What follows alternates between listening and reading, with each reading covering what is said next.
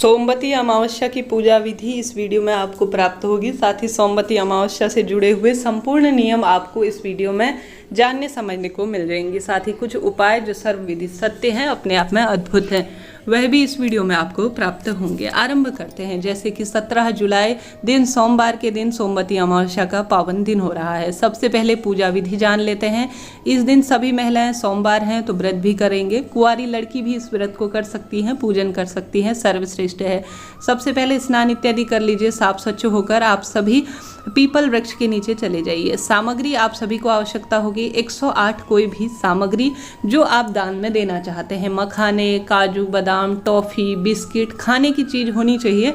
आपकी इच्छा है आप सुहाग की सामग्री भी दान कर सकते हैं, जैसे चूड़ी या बिंदी इत्यादि जो भी आपके पास है।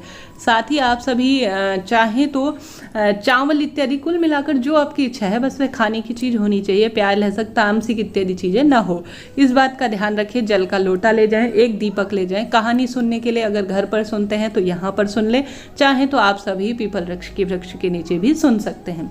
आप सभी एक कच्चा सूत भी जरूर से अपने साथ लेकर जाइएगा। चाहे तो मौली ले जाएं, चाहे तो बाजार में सफ़ेद रंग का या पीला रंग का कच्चा सूत भी मिलता है। सबसे पहले पीपल वृक्ष को प्रणाम करें और अपने साथ जो आप आसन इत्यादि लेकर गए हैं वह भी ले जाएं। नहीं तो सामान्य साफ स्वच्छ स्थान होता है इन दिनों तो आप सभी वहां पर बैठ जाए। सबसे पहले आप सभी को क्या करना है, सबसे अपने इष्ट पितृ देवताओं के लिए अमावस्या तिथि होती है, उनको आपको ध्यान में करना है, स्मरण करना है और प्रणाम करते हुए सबसे पहले जल का जो है सींचन किया जाता है पीपल वृक्ष में।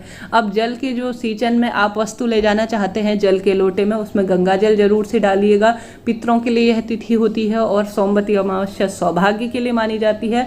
थोड़ा काले तिल भी जरूर डाल लीजिएगा। श्री शिवाय नमस्तुभ्यम या ओम नमो भगवते वासुदेवाय किसी भी सरल से मंत्र के साथ आप सभी सबसे पहले पीपल वृक्ष का सींचन करेंगे। चाहे तो दूध भी डाल सकते हैं, वंश वृद्धि में सहायक होता है। तो आप सभी को उत्तर दिशा या पूर्व दिशा की ओर अपना मुख करते हुए सबसे पहले पीपल वृक्ष में यह चीज समर्पित कर देनी होगी। पीपल वृक्ष की पूजा इस दिन सबसे महत्वपूर्ण होती है। अगर पीपल वृक्ष न हो तो इसी तरह से आप तुलसी माँ का भी पूजन कर सकते हैं। कई बार होता है पीपल पेड़ पास नहीं होता तो आप सभी घर पर जो तुलसी माँ है ना, उनका भी सींचन कर सकते हैं। उसके बाद आप सभी एक स्वास्तिक बना लेंगे। जैसा कि हम घर पर होते हैं तो सबसे पहले गणेश जी महाराज का पूजन करते हैं, परंतु किसी भी पूजा पाठ में या तो गणेश जी महाराज साक्षी होते हैं या दीपक साक्षी होते हैं। तो सबसे पहले आप एक हल्दी का स्वास्तिक बना लीजिए या चावल का स्वास्तिक बना लीजिए या छोटा सा चावल का आसन दे दीजिए, वह भी पर्याप्त है। दीपक लगा लीजिए। दीपक लगाने के बाद सबसे पहले आप सभी जो है पीपल वृक्ष की जड़ में रोली, चंदन, मोली जो भी आप समर्पित करना चाहते हैं अपनी इच्छा सामर्थ्य अनुसार समर्पित कर दीजिए। ठीक है। समर्पित करने के बाद आप सभी को परिक्रमा लगानी है। कितनी परिक्रमा लगानी है, सभी व्यक्तियों की क्षमता नहीं होती कि वह 108 परिक्रमा लगा पाए, तो कम से कम 8 परिक्रमा आप सभी को जरूर से लगानी है। अब आप सभी जो है दाहिने हाथ से शुरू करते हुए बाएं हाथ की ओर आकर वहां पर रुकें। कच्चा सूत जो है किसी धागे में लटका लीजिए, अटका लीजिए। आप जो है वहाँ पर बहुत सारे धागे लगे रहते हैं तो उनमें किसी भी डाल इत्यादि में भी लगा लीजिए और कच्चे सूत से परिक्रमा देना शुरू करें। 108 नहीं कर सकते तो कम से कम 8 परिक्रमा तो जरूर से लगाएं। उसके बाद जो है आप सभी वहाँ पर विराजमान हो जाएं और कथा सुन लें। 108 परिक्रमा लगाने के बाद घर पर आकर सोमवती अमावस्या की कथा सुनना चाहते हैं तो चैनल पर यह वीडियो भी आएगा, आप सभी उसकी कथा भी जरूर से सुन लीजिएगा।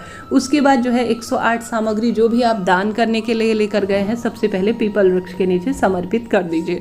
समर्पित करने के बाद जो 108 वस्तुएं, अब कई स्थानों पर कैसे परिक्रमा लगाई जाती है, जैसे 108 वस्तु जो है जैसे आपने अपने हाथ में रख लिए और कच्चा सूत से एक जैसे टॉफ़ी मान लीजिए या आप मखाने लेकर गए हैं तो वह 108 अपने हाथ में लिया, परिक्रमा लगाई और एक कटोरे में इकट्ठा कर दिया। दोबारा से गया परिक्रमा लगाने, 2 परिक्रमा हो गई, 2 चीज़ इकट्ठा कर ली। इस तरह से 108 परिक्रमा भौरी देने का परंपरा शास्त्रों में कहा गया है। तो 108 चीज़ें आप सभी चाहे तो गरीब बच्चों में बांट दीजिए, चाहे तो सुहागिन महिला को दे दीजिए, चाहे तो आप सभी जो है ब्राह्मण के घर पर भिजवा दिए। आपको दान करना है, आप किसी को भी दान कर सकते हैं। तो इस तरह से सरल साधारण सी यह प्रक्रिया होती है सोमवती अमावस्या की, जो अपने आप में लाख गुना इस दिन फल प्रदान करने वाली होती है। भले ही आप इस दिन कोई भी दान करें, अन्नदान, जलदान, भूदान, गौदान, वस्त्रदान, क्योंकि अमावस्या की तिथि सबसे बड़ी तिथि के रूप में जानी जाती है और सबसे पवित्र से जाना जाता है। इसके बाद कई बार सवाल आते हैं कि बाल धोए या नहीं।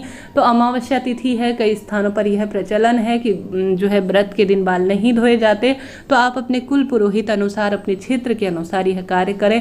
परंतु कुछ स्थानों में कहा जाता है कि बाल धोने में कोई बुराई नहीं है, व्रत के दिन भी बाल धो सकते हैं। तो आपके परिवार में जैसा चलन है उस अनुसार कर सकते हैं। कई स्थानों पर यह माना जाता है अमावस्या पूर्णिमा तिथि पर चंद्रमा जो है कई तरह के से राशि परिवर्तन करते हैं, जिसका मन और मस्तिष्क पर पूर्ण रूप से असर होता है, जिस कारण से बाल नहीं धोने चाहिए। यह आपकी इच्छा है।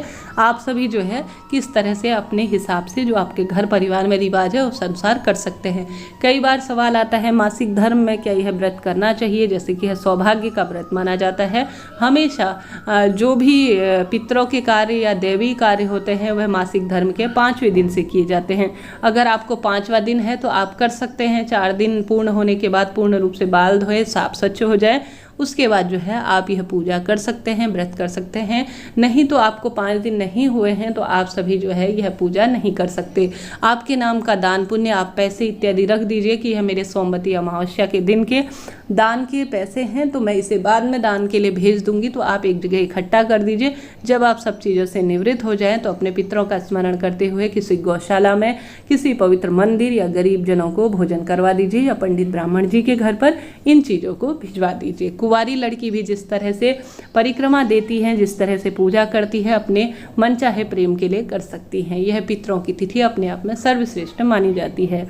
साथ ही आप सभी को इस दिन कुछ ना कुछ जैसे सुहाग की सामग्री जरूर से दान करनी चाहिए। बहुत महत्वपूर्ण दिन यह माना जाता है। तो इस तरह से सोमवती अमावस्या की सरलतम विधि होती है। सुबह जो है आप सभी चाय इत्यादि से परहेज ही करें। अगर आप जो है सुबह पूजा जितनी देर आप करें ना, सुबह 7, 8, 9 बजे तक, तो चाय पानी इत्यादि हालांकि कई क्षेत्रों में पी लिया जाता है, परंतु कई क्षेत्रों में नहीं पिया जाता है। आप जो है अब यह भी रिवाज है कि पूरा दिन कई स्थानों पर व्रत किया जाता है सोमवती अमावस्या का, कई स्थानों पर भोजन कर लिया जाता है, परंतु सोमवार है तो हम सभी का व्रत ही होगा। तो ऐसे में यह बात भी पूर्ण रूप से सत्य हो गई। तो आप सभी भोजन इत्यादि के रूप में सिर्फ फलाहार ही करें इस दिन तो ज़्यादा श्रेष्ठ होगा।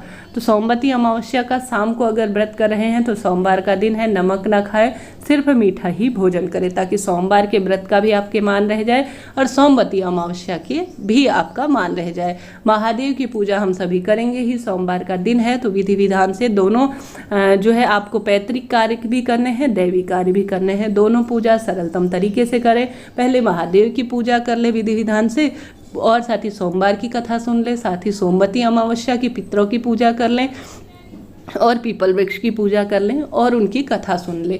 दोनों व्रतों का मान रह जाएगा। और शाम को जो है आप या तो फलाहार ही कर कर अपने व्रत को पूर्ण करें, और या जो है बिना नमक का भोजन कर कर व्रत को पूर्ण कर सकते हैं। सोमवती अमावस्या में भी भोजन किया जा सकता है, परंतु मीठा ही भोजन किया जाएगा, जिससे कि सोमवार व्रत का मान रह जाए।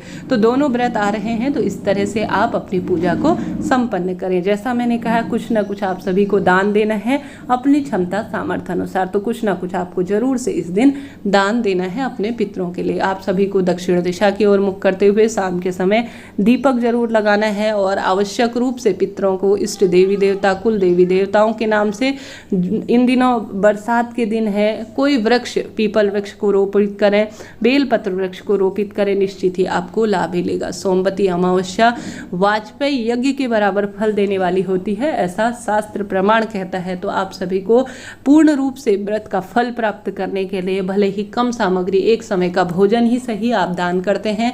पीपल वृक्ष दूर है तो घर पर ही आप जो है, जो आपके घर पर माँ तुलसी लगी हुई है उनकी भी पूजा करते हैं, तो भी सर्वश्रेष्ठ फलों की आपको प्राप्त होती ही है। इस दिन जो है व्रत कथा सुने, मंत्र जाप करें, दान करें और विशेष कुछ ना कुछ करने का प्रयास करें। निश्चित ही महादेव आपके सब कार्य सिद्ध करेंगे। हर हर महादेव।